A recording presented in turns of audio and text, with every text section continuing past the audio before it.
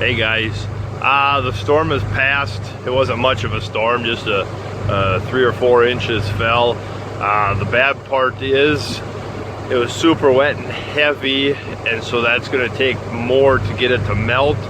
And on the back side, it does not look like we are going to have much for melting weather. It looks like for the next 2 weeks, cloudy, a lot more rain snow mixes coming in and 20-degree overnights. It's going to take a long time to get rid of this snow, and that really bothers me. It concerns me because now it's time to be nervous. We might not get the soybean crop out with what's left. I don't know. Who knows? There's a lot of November left. We always say in our part of Minnesota, if you don't like the weather, give it a day or give it an hour and it'll be different. It's fun to joke around by that stuff, but right now it's not so funny when these guys, that's their livelihood, sitting out here in the field, and it's tough. But we're gonna keep our fingers crossed and do the best we can. We got an old Toxwick dryer in the pasture that if we have to, we're gonna pull him out and get these beans dried, if that's what it takes, if we get to the point where we can actually get to the field again. And so, yeah, the fight's far from over. We still got some fight in us, but at this point it's just gonna be, let's see what happens with this snow. So here's the snow we're up against. On the headlands, when you got crisscrossing rows, that snow is super deep.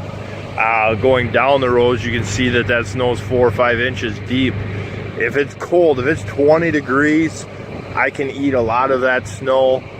If it's going to be close to 30 degrees or warmer, I pretty much can't do anything. And so at this point, we just need weather to get rid of this snow. A lot more snow came than thought, and a lot more wind and cold weather is behind it. And so it's going to kind of keep holding it around here. The ground was very warm, and you can kind of see in between the rows how the ground absorbed that snow very well. But when you had as much snow piled up against them plants, and you could find some random plants that tipped over from the snow.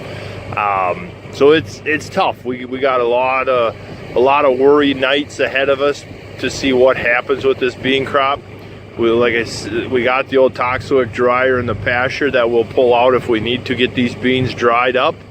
And yeah, we will. A couple of us neighbors had a meeting this morning to see what can we do to get these beans out. And so yeah,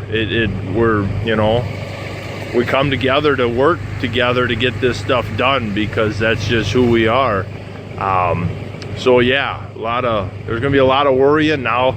I always say, up until this point, I've always said, let's not worry too much, let's just keep going.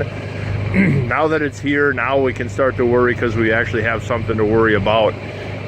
Looking at the forecast, there's a great possibility that we aren't going to do anything on soybeans for a couple weeks, and there's a great possibility that they're going to start opening themselves up and losing beans on the field. But I'm not going to worry about that until that starts to happen. And so in the meantime, I've just got to pray that the weather cooperates one way or the other to let us get back out here.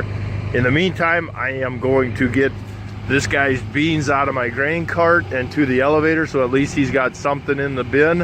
And we're going to get the combine home and start on a little bit of corn late tonight or tomorrow and get going on some corn. And so, all right guys, thanks for watching, and we'll go from there.